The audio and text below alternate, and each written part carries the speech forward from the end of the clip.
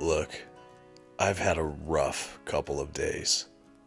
I don't like to play this card, but I do know quack foo. Today on the Comic Book Report, Howard the Duck Omnibus. Stick around and check it out.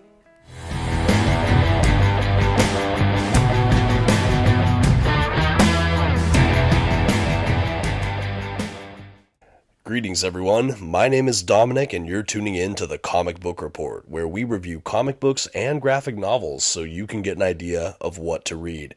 And today I am ecstatic to talk about Howard the Duck by Zdarsky and Joe Quinones Omnibus. Not gonna lie, this was more of an impulse purchase for me, which don't happen too frequently. And wow, suffice it to say, I was thoroughly entertained from cover to cover. But hey, let's go ahead and start today's review. First, some quick facts about today's collection. The issues in this omnibus were written by Chip Zdarsky and penciled primarily by Joe Quinones. The issues in this volume were published by Marvel Comics beginning in 2015. The volume itself collects Howard the Duck, the 2015 A series, issues 1 through 5, Howard the Duck, the 2015 B series, issues 1 through 11, along with the Unbeatable Squirrel Girl, the 2015 B series, issue 6, and material from War of the Realms, War Scroll issue 1. This oversized hardcover comes in at 464 pages. At this time, I'd like to issue a general spoiler warning. I will be flipping through today's collection and commenting on plot points throughout. You've been advised. Okay, and here's our first look at that Howard the Duck Omnibus. I should say from the jump, this is the direct market cover. I'll show a picture of the standard edition cover to compare it in a little bit here. But you can see some kind of gorgeous art here, almost surrealistic, which I feel like fit the overall tone of this whole book. It's comedic, it's out there, it's outlandish, and I think overall this cover gives you a feel of what you can expect. I do like the art I see interiorly a little bit more than this cover, I will say, but absolutely fantastic. Like the other Marvel omnibuses, this is an oversized hardcover with nice glossy print pages. And as the back would suggest, we even go cosmic with this title. This is a ton of fun and I can't wait to talk more about it. Okay, and now I'll spend a little bit more time to take a better look at that dust jacket as well as some of the under the dust jacket artwork. At this time as well, I will go ahead and throw up a picture of the standard edition cover. I actually almost prefer the standard edition, but I got this at a great deal and they only had the direct market cover, which is still just fine.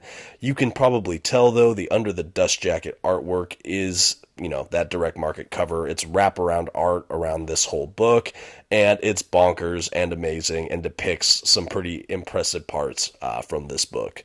While it is oversized format like the rest of the Marvel omnibuses, it is a little bit of a shorter run, but the entire run is collected here, and again, it's hard to complain when you read the contents themselves. And now I'll go ahead and give you a quick look at the binding. It's sewn binding. You do get a little bit of gutter loss, but pretty good. It's a smaller book, so it handles pretty well, but I'll just go ahead and give you that look. Something else I would like to note about this printing, I did catch it maybe twice in the entire book, but it almost feels like the way they magnified or enlarged these pages, it was a little bit errored on a few pages where one of a word bubble or two got kind of cut off on the bottom of the page. It's almost like they magnified the art too much and it couldn't fit entirely on one of the pages. Like I said, that happened I think once or twice in my volume. I don't know if that's a printing error that affects a lot of this run or not. But I just want to note that for collectors out there. Otherwise, this was a flawless edition for me, and I was able to overlook that because we just got such great content. Speaking of great content, don't forget to subscribe to my channel. Yes, shameless plug. Anyway, let's get back to the review. As we dive into the collection proper here, I first want to say I don't really have much history with Howard the Duck. I saw him at, end credits of Guardians of the Galaxy, the movie. I was vaguely aware of him. I've never seen his solo movie. I've never read his early series. I just haven't had the opportunity myself. So this was kind of an obscure reach for me. I was attracted to it based on the deal I got and because Chip Zdarsky wrote it, and I'm a huge fan of his after reading his ongoing Daredevil title. And honestly, with all the straightforward, just kind of superhero comics I've read kind of lately, I wanted something comedic or punchy or just that felt super different. And to have that inside of the Marvel Universe, I just couldn't say no, and I'm so happy I picked this up. As far as what you get with the storyline, effectively you follow Howard the Duck, who is a anthropomorphized duck. He was stranded here from his own universe at some point, and he's trying to find his way back home. In this volume, he sets up a detective agency where he's kind of neighbors with a disgruntled She-Hulk, and he's kind of odd. His receptionist initially is like a bucket of odds and ends with a little painted face on it. And he's trying whatever he can to get business and earn a living, and he's not doing a spectacular job. As he's kind of, trying to do his business with this detective agency, he finds himself stumbling into greater and greater conflicts and problems. Early on in the run, he befriends a character named Tara, who's kind of a punk rock, tattooed, young, maybe 20-somethings woman who he gets into all these misadventures with throughout the volume. She is revealed to have powers similar to a Skrull, where she can kind of shapeshift to varying degrees. She's not a Skrull herself, but it's kind of complicated, her history. I thought it was interesting. Anyway, it's kind of his sidekick, best friend character throughout this volume, and honestly, she's a great character that they develop throughout the run. Another character that becomes, at first, sort of a villain, and then becomes a friend, and I think also the receptionist for his detective agency, is actually Aunt May. In an early arc in the story, she gets brainwashed and tries to hold him at gunpoint. It's hysterical, and this team of adventurers just gets pulled into more and more shenanigans, including early on, the Collector tries to basically collect him. He gets put in a cell with Rocket Raccoon of the Guardians of the Galaxy. They have this kind of intergalactic prison breakout scene. It's just hijinks from moment one with this series, and the conflicts, like I said, just keep escalating bigger and bigger. I think one thing I like about this run as well is that it can feel very episodic. You can read an issue or two, get your fill, enjoy it, feel thoroughly entertained, and then go on to something else and come back later. But even with that episodic nature, there are a lot of overarching narrative threads, and you do feel like each of these misadventures just kind of rolls into the next one and also builds. A lot of things that were done earlier in the run are developed and then tied up by the end of the story run, and I think it was really masterfully done. And as crazy, kooky, and chaotic as this run can be, you can really tell that there was a grand design behind it all by Chip Zdarsky. And it's a really great payoff in the end, especially if you're a fan of kind of meta-narratives or fourth wall breaking moments. There's a ton of fun by the end of this comic. There's even a ripoff of the Infinity Gauntlet that's called like the Abundance Glove or something, and that's a really fun story arc as well. We eventually have him teaming up with Doctor Strange at one point. He teams up with members of the Fantastic Four, and he has a really odd relationship with Spider-Man, who is depicted so horribly in the funniest way in this book as kind of a whiny, always tragic and kind of a goofy way. Kind of character, and I think having Aunt May as well, it adds a kind of complex layer with the inclusion of the Spider-Man cameos throughout.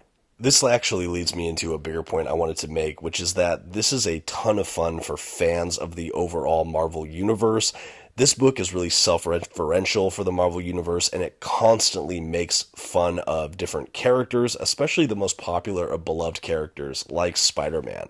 For longer-time fans of the Marvel Universe, I think there are more substantial payoffs for a lot of the jokes, jabs, and laughs in this collection. But for newer comic book readers or people that want to just try something new with very little context or background, I certainly think there's still a lot of fun to be had, as I think a lot of the comedy is from hijinks and character interactions, even more than broader context Marvel jokes, even though there are plenty of those throughout this run.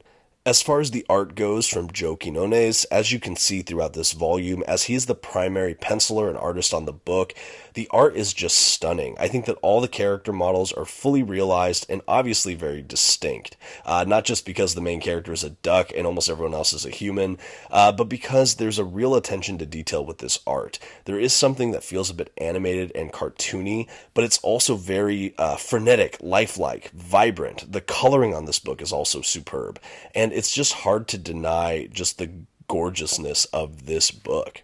And I'm not even clear why I feel this way, but the synergy between the artist and the writer is just full force in this. It's done in such a way that you just really feel the storytelling unfolding so naturally before you, and you're never really pulled out of these moments, no matter how insane the plotline can get. Littered throughout the book as well are a handful of editorial notes, especially when they reference previous events or characters or what have you. Some of these references are completely made up for comedic effect. Others are real, but there's a lot of jabs and just humor within a lot of these notes. There's even the crossover with Squirrel Girl, where there's notes from the author of both series across both issues, and it's almost like the creators are having conversations that are almost independent from what you're seeing in the comic, and they just kind of go off in their own directions. And there's a lot almost like meta-narrative that happens, especially in those issues, that I thought were fantastic. So the overall presentation and how these issues are made and mapped and everything are just stellar. There's even some times where you have, the crossover, you have these random issues, or, because there's a couple different Howard the Duck series in here, sometimes there'll be these little notes over the covers that kind of explain the context of when these issues took place. It's all done just really well, and I think in the best possible reading order you could get. I would like to spend some time talking about some of my favorite issues or story arcs in this collection. And I'll start with that two-part crossover, the Squirrel Girl issue. I really love this crossover event. Essentially, Howard the Duck is trying to find a missing cat. He breaks into the house of Squirrel Girl, who lives with her roommate, and tries to steal their cat. It's not the same cat, but he's from a different universe and doesn't realize that cats can look differently. This leads Squirrel Girl to trying to chase Howard and maybe fight him or stop him. And he gets Black Bag kidnapped by none other than Kraven the Hunter, who is hired by some eccentric billionaire who loves cosplaying as different Marvel heroes, but has knockoffs or sometimes functional items of these Marvel heroes or villains, like a fake Mjolnir hammer from Thor, or an Iron Man repulsor gauntlet, or these random items. She's eccentric, she's rich, and we find out that she wants to hunt the most dangerous game, but she can't hunt humans for legal reasons, but there's a gray area where you can hunt anthropomorphic, humanoid kind of animal creatures. So she's hired Kraven the Hunter to bring these people to her, and the list is really funny. Once again, we have Rocket Raccoon, we have, of course, Howard the Duck, but we also have Beast from the X-Men, we have the actual cat that he was looking for that's been turned into some kind of gigantic cyborg cat, and one of my favorite inclusions is, I think it's Weapon 2. There's a note that it's before they did Weapon X, which Wolverine was a part of. The same people experimented first on animals, including a squirrel that is basically Weapon X, but a squirrel. It can talk. It has an adamantium skeleton with adamantium claws, and it even has his weird Weapon X kind of visor, headset kind of thing that he has from the Weapon X issues. And he's just Weapon 2. He's this crazy Wolverine squirrel, basically. Well, Squirrel Girl's also in this mix, and ultimately kind of guilts Kraven into feeling bad about working for this billionaire, so Kraven also gets thrown in with this crew to be hunted. This is a crossover story between Squirrel Girl and Howard the Duck, but it reads seamlessly between those two titles, and it's just incredible. When the hunt begins and all of the, animal-like creatures have to band together to stop this eccentric billionaire, obviously hijinks ensues. This is also one of my favorite depictions of Kraven the Hunter. They really just shifted who that character is, kind of for the sake of this story or these stories. And his relationship with Squirrel Girl is so funny to me. They hint that there was a previous encounter between the two of them, and honestly, after reading the crossover, it really makes me want to seek out that issue or issues. Another great handful of issues is where they cross over with Galactus and Silver Surfer. That's a whole other story arc that builds. Rocket Raccoon, I believe, is also in that arc. And again, that's a culmination of a bunch of different narratives that have already happened. But at one point, one of the reasons this made it a standout for me is I have loved the Silver Surfer so much these last years. And anytime he shows up, I'm always ecstatic. It sounds like that Silver Surfer run that was going kind of in tandem to when Howard the Duck was coming out was the one by Dan Slott. So it is a different kind of Silver Surfer than the kind of philosophical, super moody one that we're used to, but they reference that run. They reference Dawn, who is in that run, and even though we don't get a Silver Surfer issue, he appears in a handful of the issues within this collection. One of my favorite parts is in an issue he's actually imbued with part of the Silver Surfer's powers cosmic, and he becomes a Silver Surfer Howard the Duck. It's hysterical, it's super fun, and it's actually positioned in one of the more serious and high stakes moments in the collection, but that was just really fun to see, and I think the approach was really novel. Another issue or series of issues that had a story arc I liked was Spider-Man and old Captain America, Daredevil, and She-Hulk accompany Howard the Duck and Tara to the Savage Land, where this kind of crazy guy tries to turn the Savage Land into Savage Park, which is basically like Jurassic Park. Before the park opens, however, he has a mind control helmet that he goes crazy with when it can, control all the dinosaurs for him. So all these people are held hostage. They have to save them. That's a really fun issue. Different art style for that issue or two, but that was just so much fun seeing Howard just ridicule and tear apart some of the other heroes who don't even really love working with them, but they try to bring it all together for the common good. I also really love the novelty of seeing Chip Zdarsky working on with the character of Daredevil prior to his amazing run. Daredevil at the time, I think, was written by Charles Soule, so he was in the black suit for this Howard the Duck run, but it was fun and kind of novel to see Zdarsky handle Daredevil years before he gets on the title himself. While there were certainly nods to the previous Howard the Duck series throughout this volume, having never read them myself, I never felt alienated when these characters or references came up. I think it was very lovingly handled in a way that I think will pay off longtime fans of Howard the Duck, but for new Howard the Duck fans like myself, I felt like I can read them, enjoy the tip of the hat to the nostalgia and what came before, but I was not alienated by it as a new reader. And that's another perk I say about this collection, is that I think it's really new reader friendly. Yes, it probably rewards longtime fans of Howard the Duck. Yes, it definitely rewards fans of the greater Marvel universe who can really appreciate in-jokes that poke fun at that universe and some of its most beloved characters. But if you wanted to start fresh, or you don't know a ton about the Marvel Universe or these characters, maybe you just like Chip Zdarsky, or maybe you just like a good deal, or you just saw it and it looks interesting, I think you could still thoroughly enjoy this collection. It has a lot of humor, a lot of heart, and a lot of just adventure. And I think the scale to which Howard the Duck's adventures grow throughout this collection are really something to behold. I have sincerely never read a comic book run quite like this Howard the Duck run, and it's left me speechless. Frankly, there's so many more narratives and stories within this book that I'm only touching the surface, and part of that is just because it's so episodic and wonderful. For fellow comic fans out there, if you've read Howard the Duck, let me know in the comments below. Or if you've read this run and the early run, let me know what you thought and can compare them if you can. I'd love to hear from you guys in the comments. But going back to this collection as a whole, like I said, it's a little bit shorter, but it packs a big punch. And honestly, it never overstays its welcome. I think that, yes, I absolutely could have read more from these creators on this run, but I feel very satisfied with what we got. And I feel like it tied it up in a pretty nice bow, all things considered, especially with how broad this series got. I feel like everything laser focused came back together at the end. Similarly, actually, in the way that Jonathan Hickman's Fantastic Four run has all these huge moments and then kind of ties itself off, 3/4 of the way through that run. I feel like Howard the Duck, in a comedic way, did really the same. There were so many narrative elements peppered throughout this book, and somehow they all came back together and culminated in a great resolution for the central story. So while it was a quick volume, it left me wanting more, but I was also so satisfied that I know I'm going to go back and revisit this over and over again.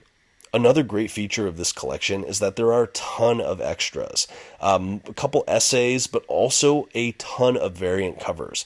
I don't know if Howard the Duck is just a beloved variant cover, but wow, we are treated to so many in the back of this book, and I loved that. And honestly, I'm now realizing that I forgot to talk about Gwenpool. On top of everything else in this book, I believe also has the first comic story of Gwenpool that was ever released. I think I'm correct, you might want to fact check me. I know she existed in covers before this, but it includes, if not the first, one of the earliest Gwenpool adventures. I thought that character was really fascinating, and to see the hijinks she got up to with Howard the Duck was pretty fun. And this is a perfect example of just how much happens in this incredible book. If you haven't read it, I highly recommend it, and all that's left now is to give this a grade.